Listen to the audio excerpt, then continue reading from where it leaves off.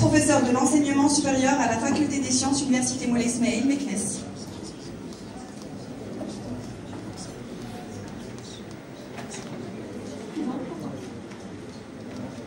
On va passer pour discuter d'une autre problématique qui n'est pas moins importante que la problématique que nous avons traitée au niveau du premier panel.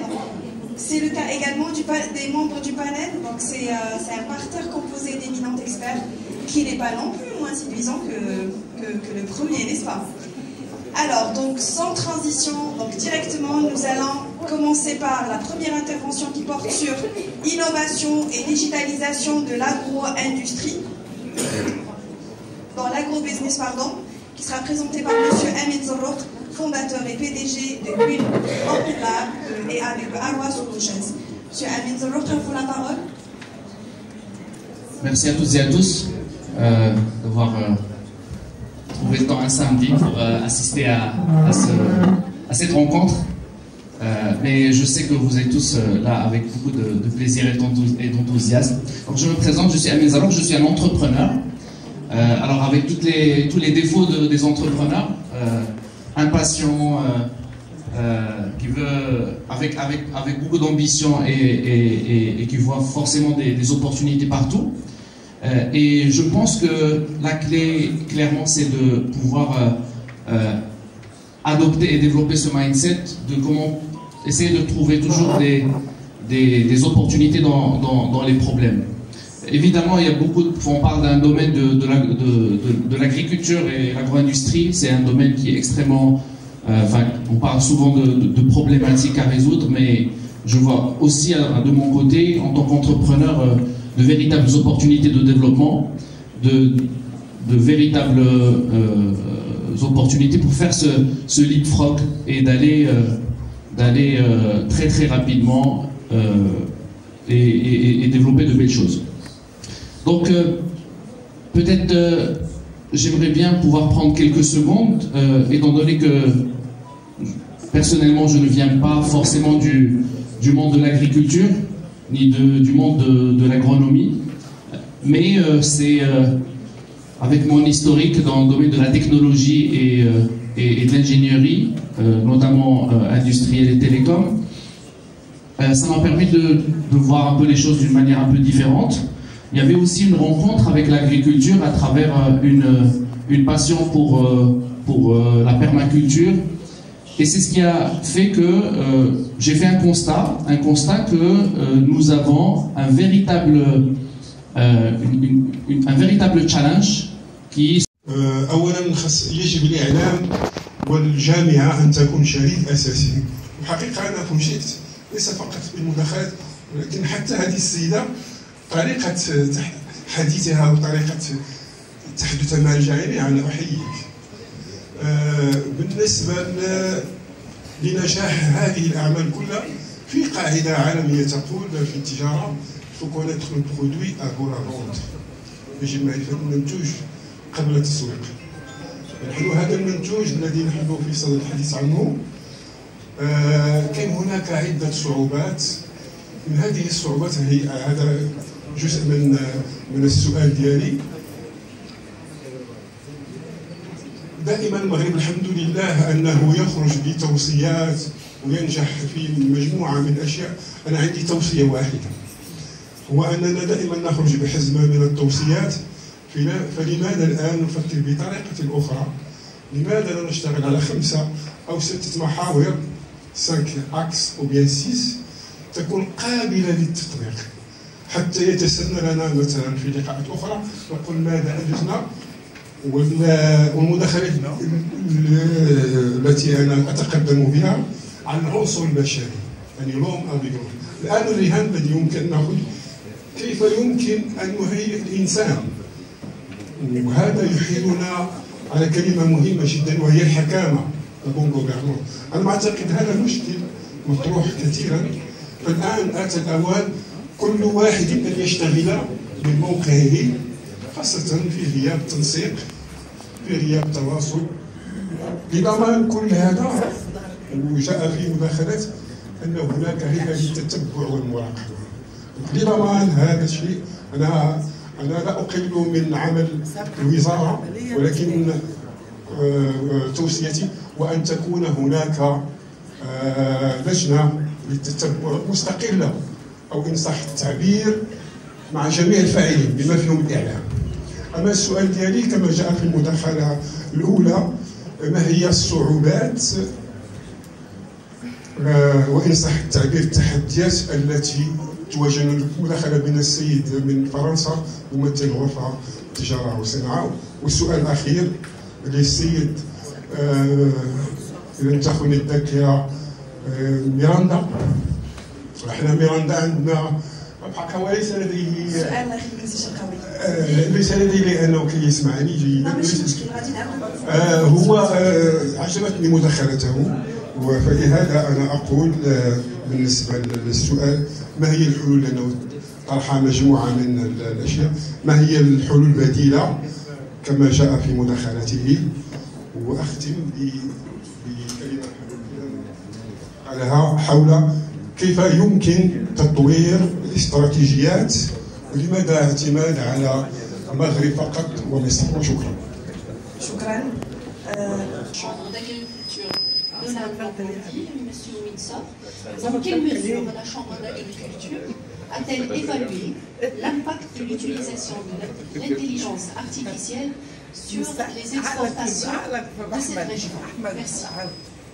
Merci beaucoup, madame. Merci. Monsieur Hakam. Turkey, and I am the president of the Chamber of Commerce. My company is export more than 60 countries fresh fruit and vegetables. We live a lot of problems. First, our produce and our exporter, and we know the other countries is the same problem. In Egypt, the same, in Spain, Morocco maybe, for fresh fruit and vegetables. It means the producer is not happy, and now and the future, because the prices go down and the climate is changing very fast. Before 50,000 years before, the change only 1 degree. Now 1,000, approximately 1,000. Plantation is good, form is good, but we something is big wave is coming. We have to make as soon as possible do something. We have to make the solution. Speaking is very beautiful, experience is very beautiful. What can we do? The first affect the countries, Mediterranean countries. We are the member of the ASCAME. Maybe we can meet under the ASCAME roof, and the commission is the president of the commission, the agriculture is in Morocco. That's why I want to ask to ministry and the president of the agriculture commission. There is one problem is the climate change is coming. The product is a very big problem in the future. What can we do? How can we organize together? We can't competitive with us, with our country. The second, the young generation is not coming to agriculture generation in Turkey 55 years. After 55 years, nobody is coming. In the Europe is the same. I think your country is the same. We have to, the second things, we have to solve this young generation problems. If no agriculture, no produce, no tourism means no industry. That's why we need to collaborate, communication together. How can we solve this problem in the future? I want to ask. Thank you. Merci. Directement votre question, Monsieur Reda Tahiri, allez-y. Bonjour tout le monde. Reda Tahiri, on est entrepreneur dans la région de Fès, dans cette belle région. D'ailleurs, je remercie les organisateurs de ce forum, très important. Donc nous, on est dans le domaine de l'agroalimentaire, production d'huile d'olive. On est dans toute la fourche, on est ce qu'on appelle de la fourche à la fourchette. Ça veut dire qu'on produit de la production végétale jusqu'à la commercialisation et l'exportation de notre produit. Ce qui fait nous, on est quand même une petite entreprise, plutôt on est beaucoup plus une très petite micro-entreprise. Malgré ça, on arrive à exporter régulièrement nos produits. Oui. Donc par rapport à la thématique ce forum, l'innovation et la valorisation. Donc la valorisation, c'est vrai que c'est un défi que toutes les entreprises agroalimentaires ont à relever pour les prochaines années. L'innovation est quelque chose encore plus problématique. Pourquoi? Parce que ça ne dépend pas que des entreprises. Ça va dépendre de tout le maillon de la recherche et développement. Et c'est là où est-ce que la question, où est-ce que je veux parler, c'est que dans une vision de sécurité alimentaire, la production et la valorisation et la chaîne de production, la chaîne de valeur, c'est une chaîne de maillons. Et le maillon qui est recherche et développement, qui se trouve dans les universités et dans les centres de recherche, nous, en tant que producteurs agricoles et en tant qu'entrepreneurs, on a de la difficulté à le voir, on a de la difficulté à le toucher. Et surtout, est-ce que ces recherches qui se font dans les laboratoires et dans les centres de recherche et dans les universités, est-ce qu'ils se font en fonction des problématiques que les entreprises vivent? Donc la question est surtout pour M. peut-être Lachavi, peut-être pour M. Kmidar, parce que c'est vraiment une responsabilité transversale. J'aurais souhaité avoir peut-être aussi le ministère de l'Enseignement, parce que les universités relèvent du ministère de l'Enseignement. Il y a un rôle qui se joue au niveau de la Normandie, qui capte les innovations. La résilience à travers les axes de la souveraineté, il y a l'aspect normatif qu'il fallait peut-être attaquer d'une manière ou d'une autre. C'est-à-dire tout ça a été bien sûr annoncé dans une démarche ISO 9001 qui aborde ce volet-là en mettant en évidence l'aspect changement climatique et le contexte. Le contexte, il est climatique et changeant, c'est-à-dire le contexte mondial. Comment on peut en faire des opportunités, c'est-à-dire ces axes-là, comment qu'ils puissent devenir des opportunités, et bien sûr ne pas impacter notre système et notre démarche agroalimentaire. Donc comment créer ces changements qui sont là impactés d'une manière négative, comment en faire des opportunités de collaboration et faire de nos entreprises des entreprises résilientes. Ces axes-là, très belle réflexion, merci infiniment. Et je la partage avec vous. Eh ben, merci. Merci. Dernière سؤالي موجه للإسكاني. اوكي هو مش هيعرض، يا ريت لي اترجم له. اوكي حضرتك شرحت المشكله وشرحت ان في مشكله في الحبوب، واديت له مثل بالمغرب ومصر وهم متقاربين تماما في هذا الموضوع. الحرب الاوكرانيه داخله في الروسيه الاوكرانيه داخله في سنتين تقريبا. اي مشكله بيبقى في حلول سريعه عشان لا تؤثر على اقتصاديات الدول، وبالتالي المواطن، بالتالي الناحيه الاجتماعيه والاقتصاديه بتاع المواطن. الاسكامي بتضم دول كثيره للمعلوميه وذات اقتصاد مرتفع ومتوسط. انا كنت اتمنى او احب اسال حضرتك ايه الحلول السريعه اللي انا احد من هذه الازمه، وخاصه لا احد يعلم في العالم متى تنتهي هذه الحرب، وخاصه الاحتياج للحبوب سواء في مصر والمغرب هي سلعه اكثر من ان اقول ان هي استراتيجيه. تعلمنا ان يكون هناك خطه سريعه لحل الازمه، خطه متوسطه وخطه طويله المدى. حضرتك الشرح اللي انا فهمته انه هناك دي خطه طويله المدى. طب لو الاسكامي ما درس على حلول سريعه للدولتين العظماء تاريخا في مشكله الحبوب، يا ريت لو في حل سريع نعرفه والمتوسط نعرفه، الطويل المدى احنا سمعناه. شكرا لحضرتك جميعا. Pour rebondir par rapport aux questions qui vous ont été adressées. Je vais d'abord commencer. Allez-y.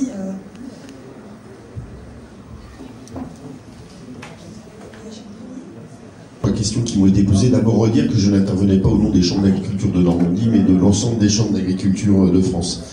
Sur l'utilisation de l'intelligence artificielle, on a fait plusieurs choses avec l'intelligence artificielle, c'est qu'on essaye de faire tous les systèmes de précision que j'avais évoqués, d'essayer de trouver quels sont les systèmes les plus résilients qui permettent de s'adapter au changement climatique, et 3, mais c'est pas c'est un peu d'intelligence artificielle, mais beaucoup de modélisation, de comprendre l'impact du climat sur nos productions. Et ça, on l'a fait sur l'ensemble de la France, région par région, culture par culture. On a imaginé quel était, si on ne changeait rien dans nos pratiques, l'impact du climat en 2030 et en 2050. En 2030, c'est assez marginal. En 2050, on a des secteurs de production qui s'effondrent. Mais tout ça est sans changement de pratique. Et ce qu'on essaye de faire, c'est d'amener les changements de pratique pour être plus résilients. Voilà. Après, si vous voulez rentrer dans le détail, je pourrais vous envoyer des éléments. Sur la question qui était posée sur l'adaptation au changement climatique par la Chambre de commerce de Turquie, si j'ai bien compris, je pense qu'on a à probablement avancer sur un partage au niveau par bassin, au niveau un peu international, sur les solutions qu'on a pu travailler les uns les autres dans nos instituts de recherche, mais peut-être au-delà des instituts de recherche, les systèmes qui commencent à émerger sur les territoires. Et si j'étais là, moi, c'est vraiment pour un appel qu'on arrive à développer des échanges sur ces sujets-là, sur les systèmes résilients et ce qu'on imagine comme système résilient. Et puis sur le départ des agriculteurs, je vous rassure, on est dans le même bassin. En France, 55% des agriculteurs prendront leur retraite dans les 9 ans qui viennent. Et donc, on essaye d'adresser le sujet, et il y a une grande loi d'orientation qui devait être votée en France sur le sujet, mais on essaye de l'adresser de 3 façons. D'abord en allant chercher des zones qui ne sont pas issues du milieu agricole pour prendre le relais, et pas simplement des enfants d'agriculteurs. Et pour ça, on essaye de leur faire comprendre l'intérêt de s'engager dans l'agriculture, y compris par rapport aux enjeux de société, décarbonation, souveraineté alimentaire, pour attirer des jeunes. On essaye de travailler avec eux du portage de capital, puisque en fait, quand vous êtes fils d'agriculteur, c'est souvent les parents qui portaient le capital, la terre, la valeur du cheptel, et on développe des systèmes de portage du capital par des acteurs, par des fonds, parce que quelqu'un qui ne vient pas du milieu agricole, sinon n'a pas les moyens de rentrer dans le milieu agricole. Et puis le dernier point, c'est qu'en fait, on voit qu'un des sujets majeurs aussi de l'attractivité dans le monde agricole, au-delà du problème du revenu, c'est le problème des astreintes et de la pénibilité du travail, et du coup, on essaye de favoriser des regroupements d'exploitation avec 2-3 agriculteurs pour partager, par exemple, les week-ends où ils sont d'astreinte pour s'occuper des animaux et travailler sur le sujet de la pénibilité. Et c'est un des sujets assez nouveaux pour nous, mais ce qui nous occupe beaucoup ces derniers temps, pour justement éviter cette fuite du nombre d'agriculteurs. Merci.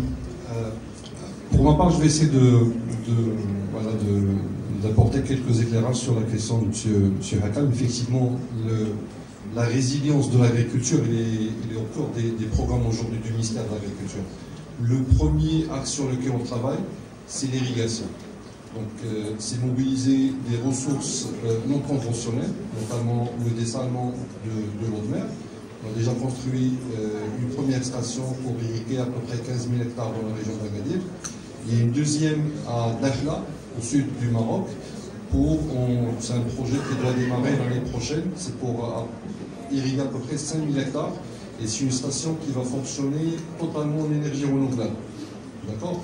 Ensuite, il y a un discours royal tout récent qui a dit que toute la côte marocaine verra son eau potable venir de l'eau dessalée. Donc on a un grand programme de dessalement de l'eau de mer et qu'on va réserver 80% de l'eau qui va être stockée dans les barrages pour l'usage agricole. Donc il faut maîtriser la ressource parce que c'est aujourd'hui avec cette hausse des températures, mais il y a la hausse des températures et la faiblesse des précipitations qui vont ensemble, donc on doit maîtriser d'abord la ressource.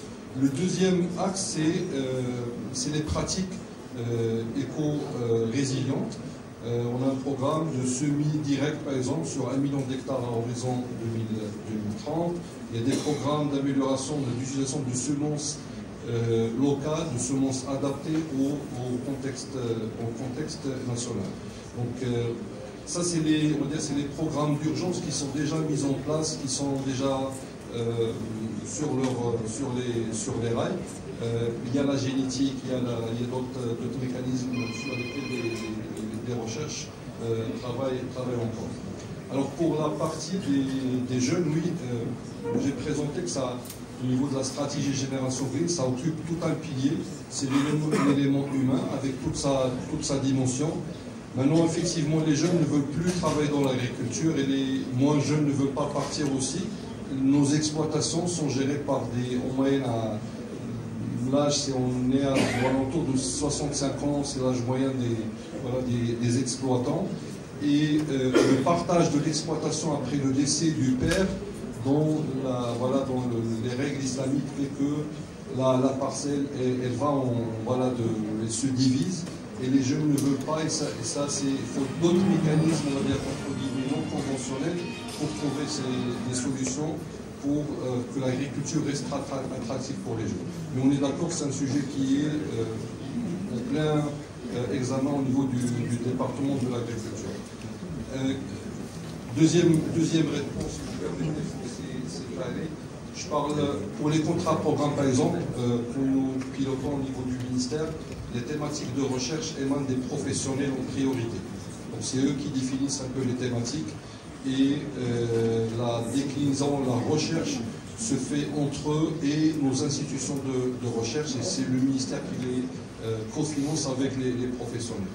Donc chaque année, chaque 2 ans, il y a des thématiques qui sont mises en place, il y a des centres de recherche techniques, agrumes, oliviers, ainsi de suite, qui sont mises en place pour s'attaquer à ces recherches pointues des professionnels.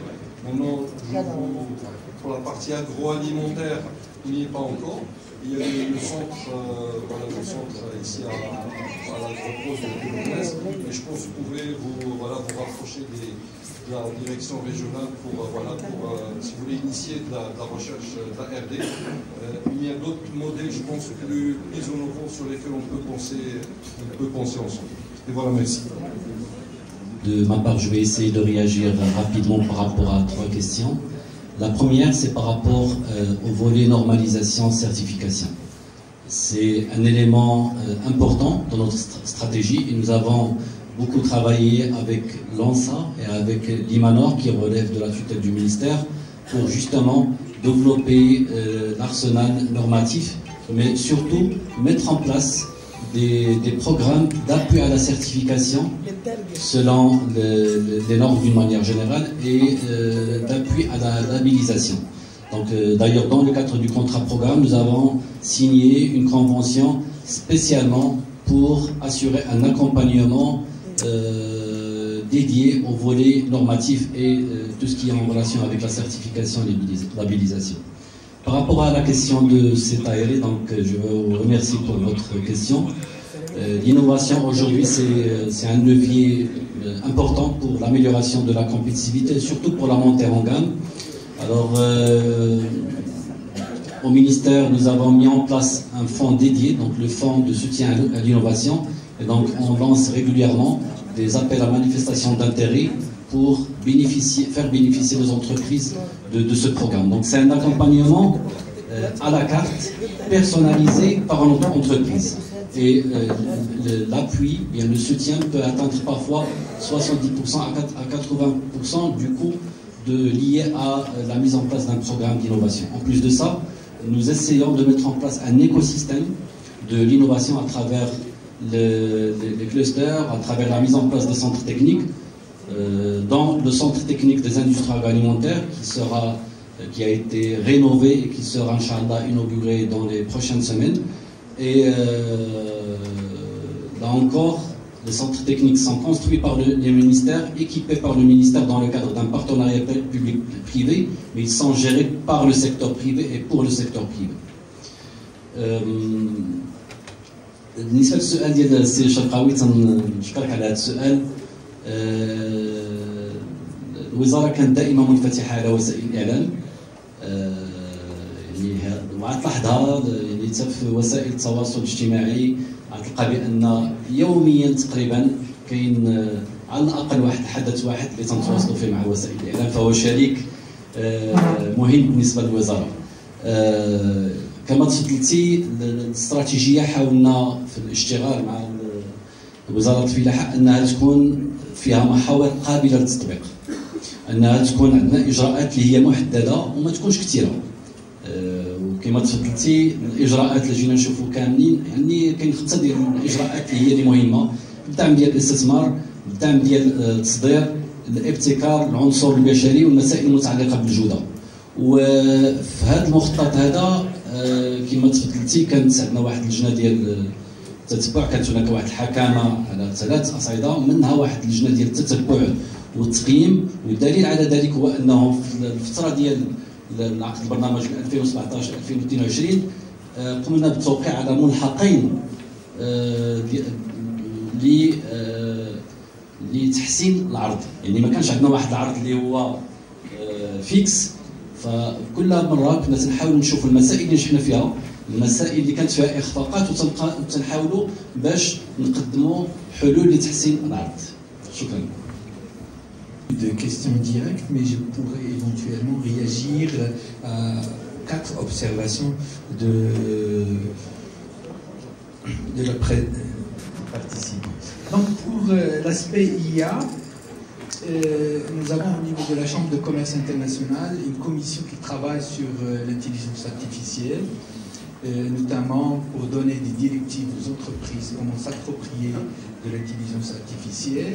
Et au niveau de l'agroalimentaire, nous avons prévu au niveau de cette initiative d'intégrer le volet IA dans les travaux de l'initiative. D'ailleurs, il y a eu 2 jours une réunion périodique entre les hubs qui font partie de cette initiative. Et parmi les points qui ont été abordés au cours de cette réunion, il y a l'aspect IA, l'aspect utilisation des drones dans l'agriculture, etc., etc.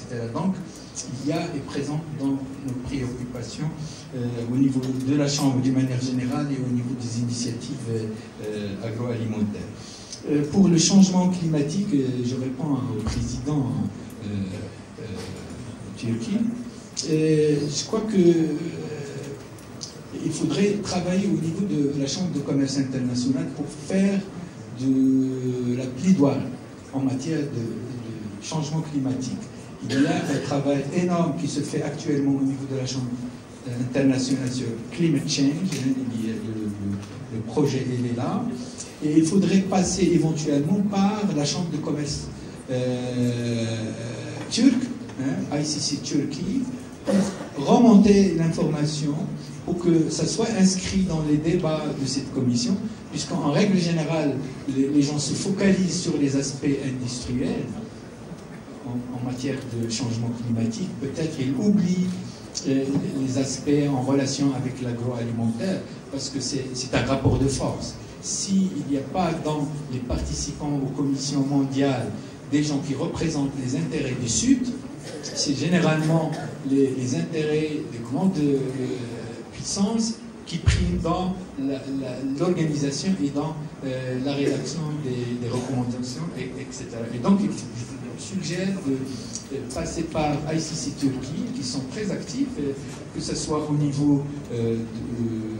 de la Chambre, que ce soit au niveau du forum des chambres de commerce et d'industrie, puisque l'actuel président est un Turc, donc Rifat, il pourra éventuellement donner un coup de main pour intégrer cette question dans l'agenda mondial.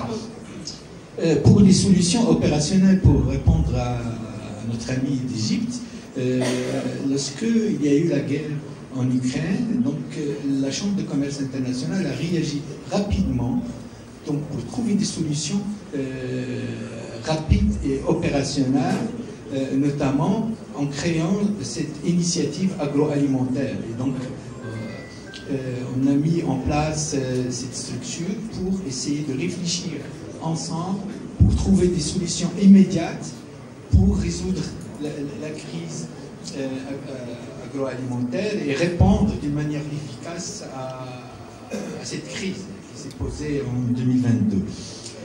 Pour terminer, je reviens sur l'aspect recherche et développement.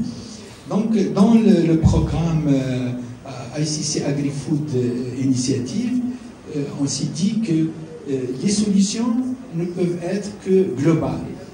Et ces solutions doivent être élaborées par l'ensemble des parties prenantes. Donc, il y a les entreprises d'agroalimentaire, il y a les institutionnels, il y a les organisations mondiales, il y a toutes les institutions de recherche et de développement et l'université. Parce qu'on ne peut pas penser et réfléchir à des solutions en dehors de l'université. L'université et des centres de recherche. Et d'ailleurs, comme vous avez vu, on a déjà signé un certain nombre de conventions avec les universités. On est en train de discuter d'autres partenariats, notamment au Maroc. On est en train de parler avec l'université Mohamed VI Polytechnique.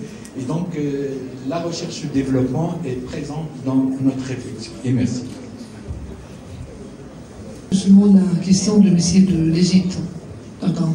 Bonjour. D'abord, je pense qu'il faut comprendre un peu la nature de l'ASCAME.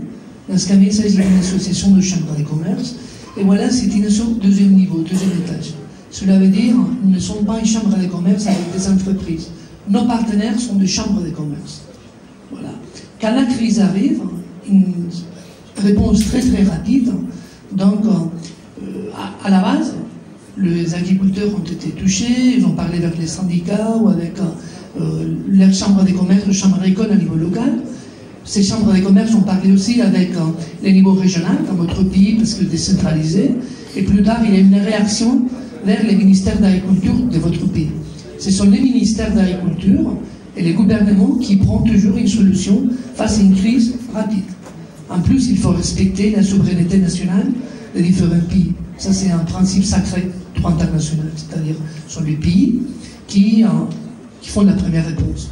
Il y a des pays qui ont plus diversifié les achats à l'extérieur, comme le Maroc, et il y en a d'autres qui étaient plus concentrés, comme c'est le cas de l'Égypte. La première réaction, c'est diversifier les achats pour chercher une certaine sécurité alimentaire. N'avoir pas seulement un seul fournisseur, en avoir plusieurs. De cette manière, vous donc partagez. D'accord?